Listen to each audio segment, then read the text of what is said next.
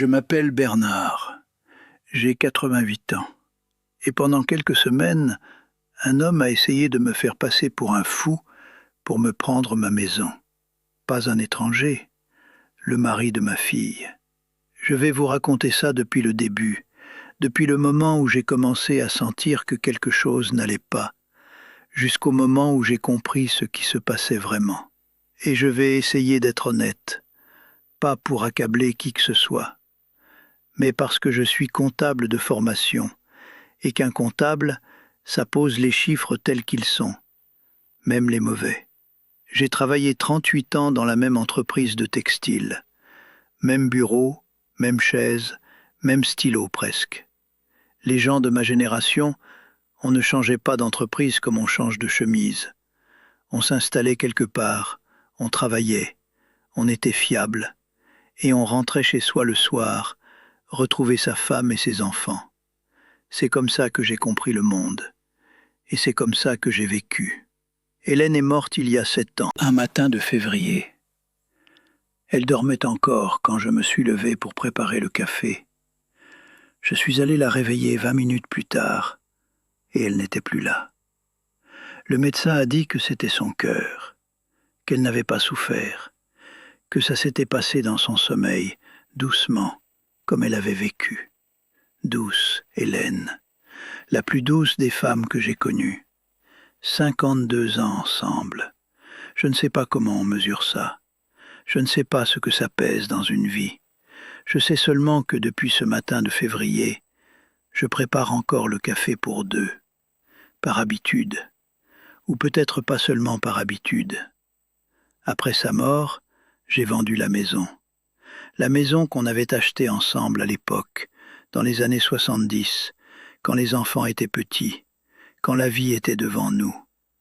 Une maison en meulière à la sortie de la ville, avec un jardin que j'entretenais le samedi matin, et une haie de Troène qu'Hélène aimait tailler elle-même.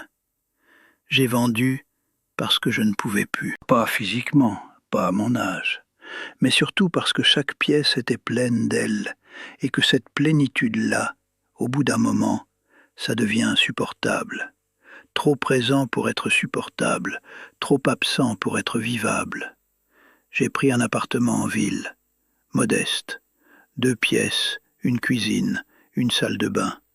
Il y a une fenêtre qui donne sur la rue et une autre sur une cour intérieure. Ça me suffit. À 88 ans, on n'a plus besoin de beaucoup de place.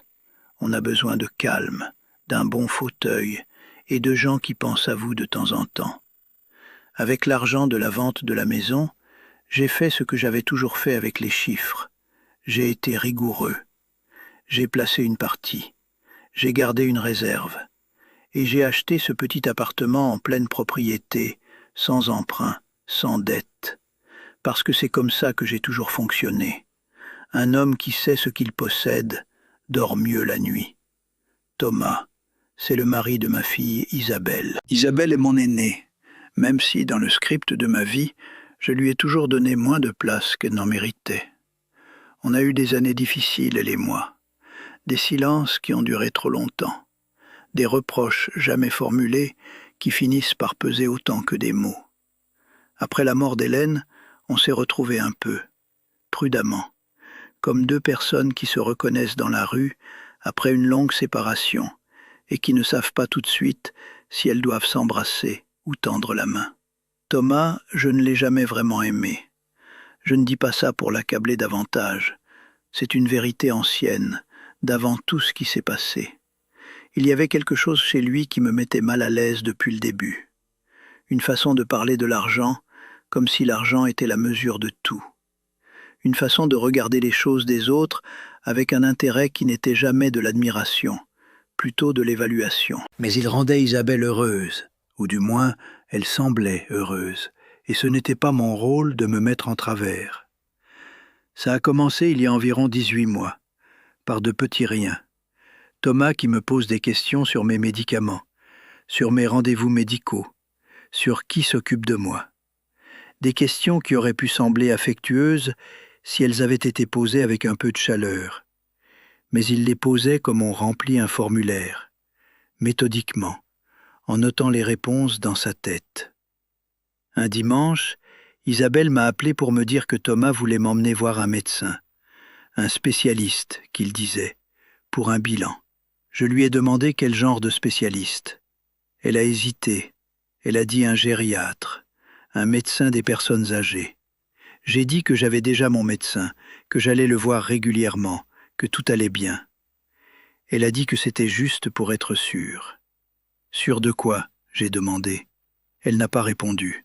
Je n'y suis pas allé. J'ai senti à ce moment-là quelque chose que je ne savais pas encore nommer. Un malaise, une vigilance, quelque chose dans le ventre qui dit « attention », même quand la tête ne comprend pas encore pourquoi. Quelques semaines plus tard, Thomas est venu me rendre visite seul, sans Isabelle. C'était inhabituel.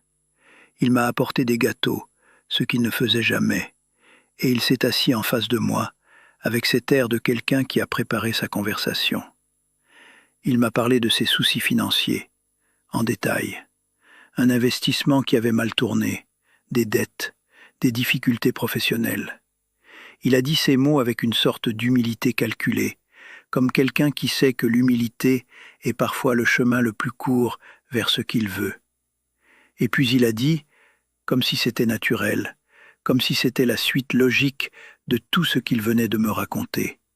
Vous savez, Bernard, un appartement comme le vôtre, ça vaut quelque chose. Avec tout ce que vous avez aussi de côté, ce serait dommage que ça dorme.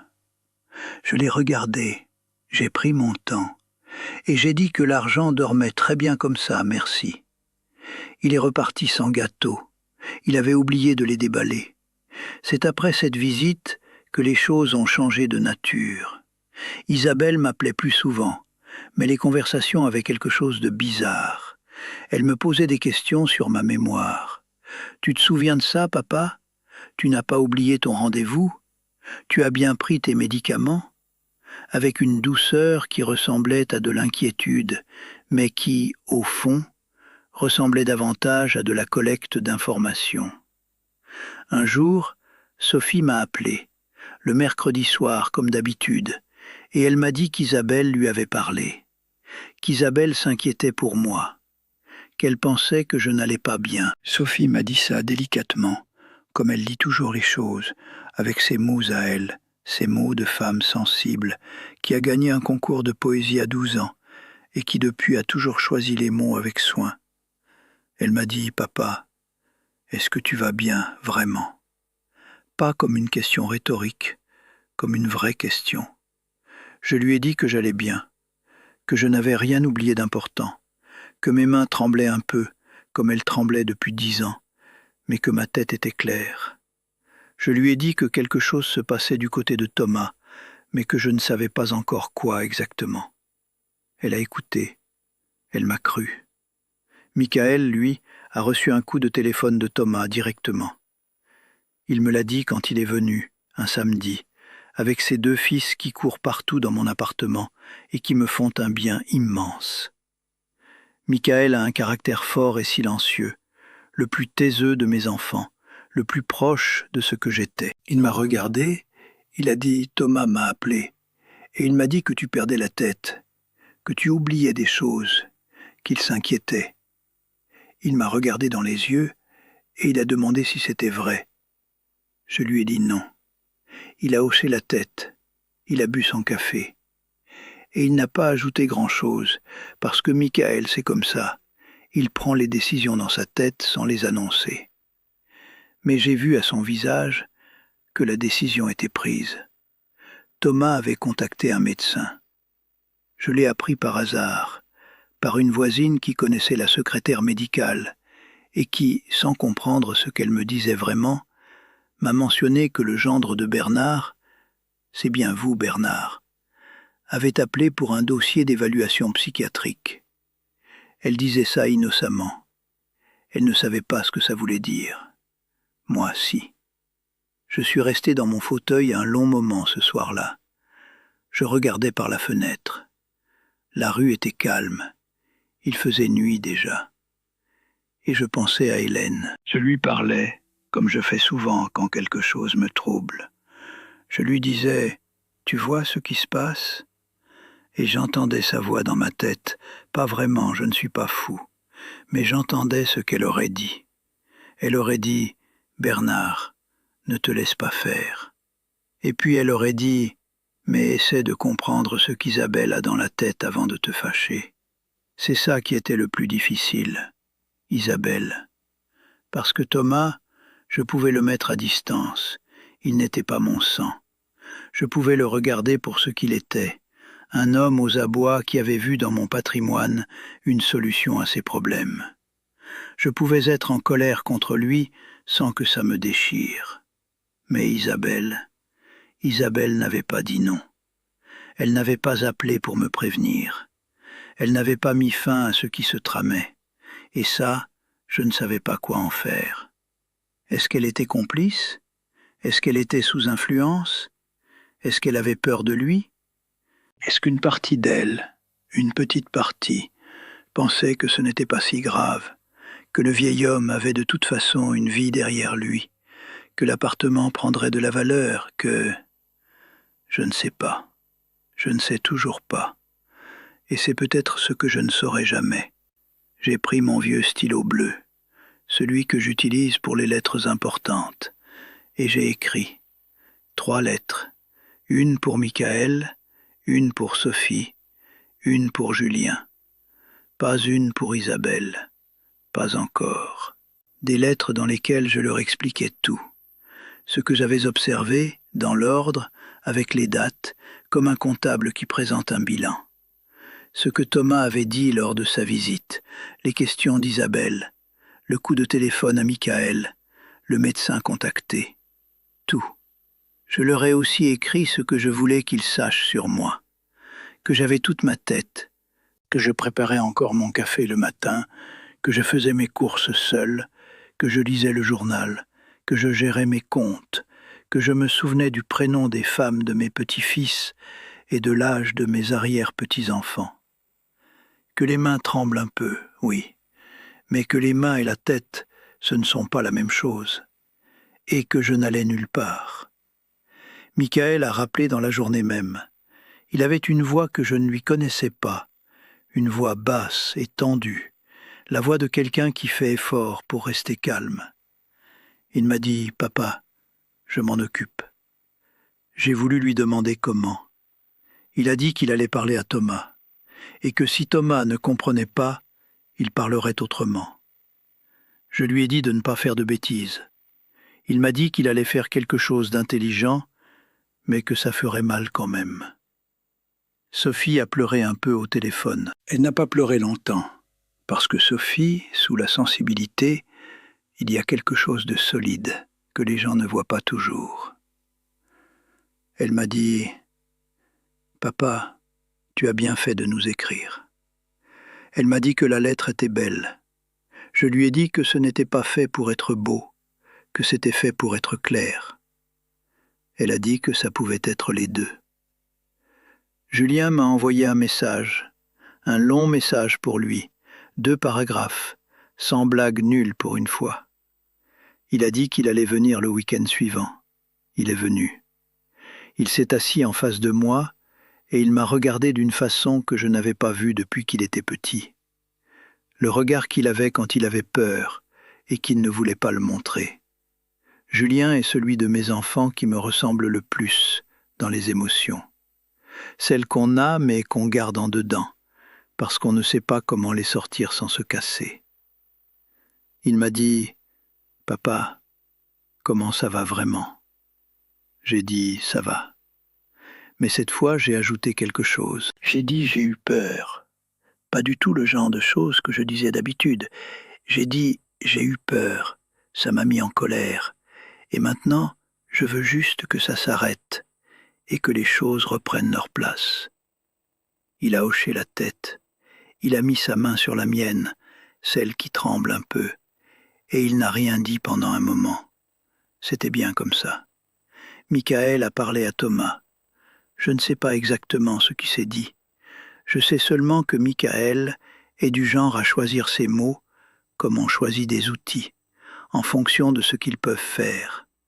Je sais aussi que Michael à consulter un avocat, pour être sûr de comprendre ce qui pouvait se passer légalement, ce que Thomas aurait pu faire ou ne pas faire, ce que ça impliquait comme procédure.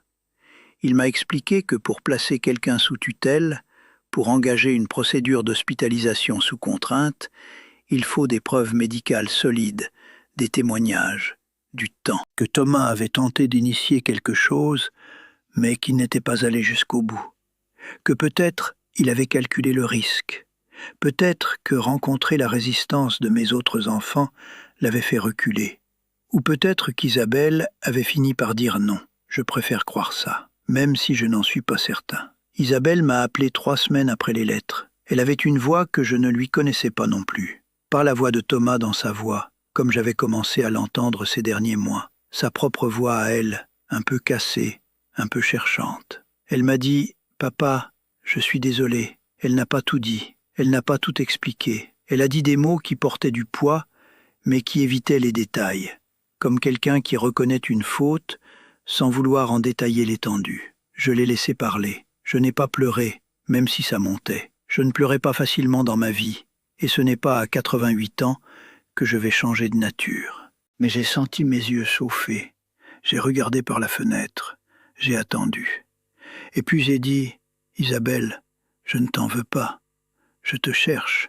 C'est différent. » C'est la phrase d'Hélène au fond. C'est le genre de choses qu'elle aurait dit. Moi, je l'ai apprise tard, cette façon de parler. Peut-être trop tard pour certaines choses, pas pour celle-là. Elle a pleuré. Longtemps. Et moi, j'ai tenu le téléphone sans rien dire, parce que parfois, tenir suffit.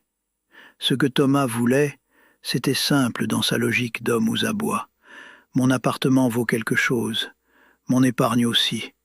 Si j'étais déclaré inapte, si on me plaçait sous tutelle ou sous curatelle, si on m'hospitalisait, il pouvait espérer prendre le contrôle de ma gestion patrimoniale, avec Isabelle comme tutrice légale. C'est aussi simple et aussi sordide que ça. Il ne m'en voulait pas personnellement. Je n'étais pas une personne dans son calcul. J'étais un actif. Et moi, j'avais passé 38 ans à gérer des actifs. Je savais très bien ce que ça voulait dire. Ce qui m'a le plus blessé, pendant tout ce temps, ce n'est pas Thomas. Thomas est ce qu'il est, un homme qui a fait de mauvais choix financiers et qui a cherché une sortie dans la mauvaise direction.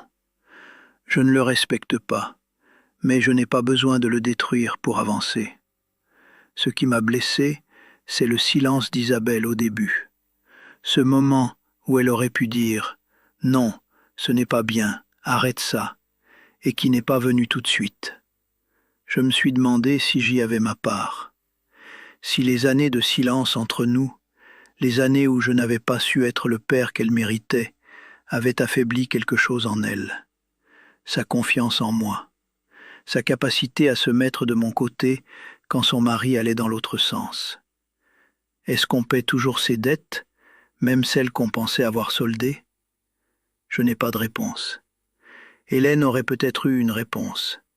Moi, je tourne la question dans ma tête et elle ne trouve pas de fond. Ce que je sais, c'est que j'ai appris quelque chose pendant ces semaines-là, que j'avais des enfants, pas seulement au sens biologique, pas seulement au sens de la filiation, au sens fort.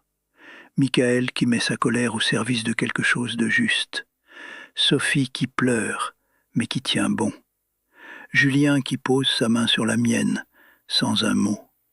Ces trois-là, je les avais en partie formés malgré moi, avec mes silences et mes manques, et ils étaient devenus des gens bien quand même. Malgré moi ou à cause de moi, je ne saurais pas démêler les deux. Et Isabelle qui est encore là, blessée, compliquée, peut-être perdue dans une vie avec un homme qui n'est pas à la hauteur de ce qu'elle méritait.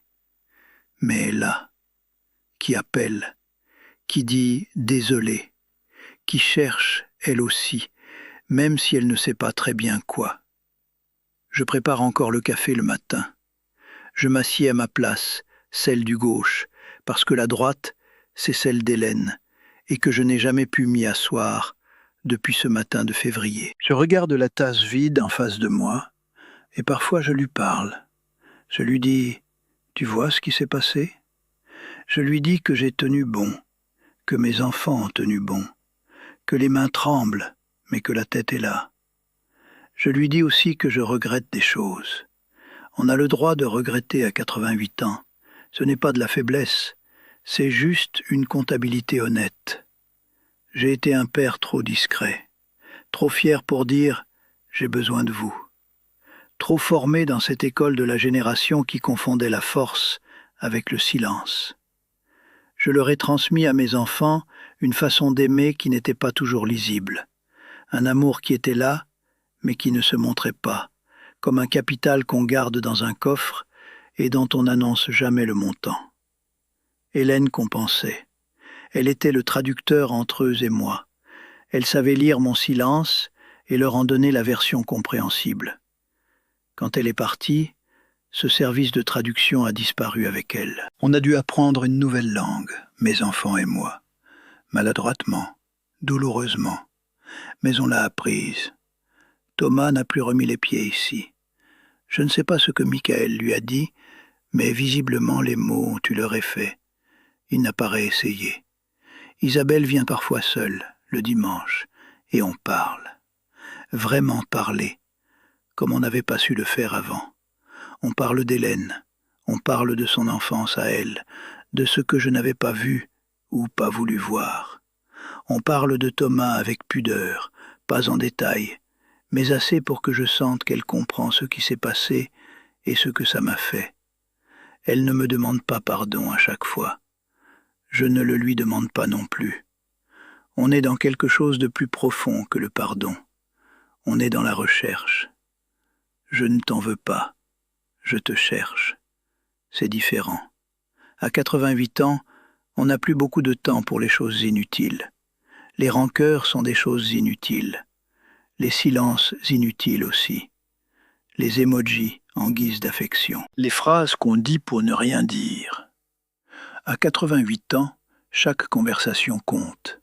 Chaque dimanche compte. Chaque tasse de café posée sur la table compte. J'ai failli perdre mon appartement. J'ai failli perdre ce que j'avais construit.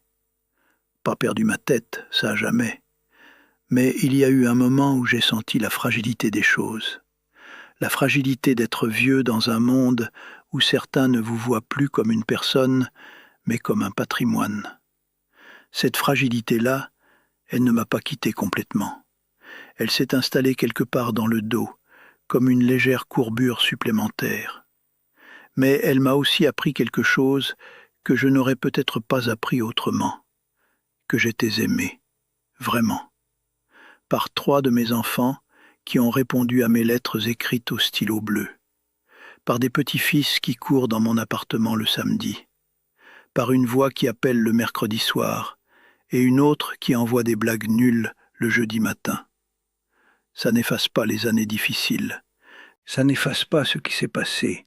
Ça ne me rend pas naïf sur la nature des hommes ou sur la façon dont l'argent peut transformer les gens. Mais ça me donne quelque chose sur quoi appuyer le pied quand je me lève le matin et que les mains tremblent et que la tasse d'en face est vide. Hélène m'aurait dit que je tire les leçons un peu tard. Elle aurait eu raison. Elle avait presque toujours raison. Mais elle m'aurait dit ça en souriant, parce qu'elle savait que tard, chez moi, c'était quand même mieux que jamais. Je suis Bernard, j'ai 88 ans, j'ai toute ma tête, et je ne compte pas m'en aller avant d'avoir vidé quelques cafés supplémentaires à cette table.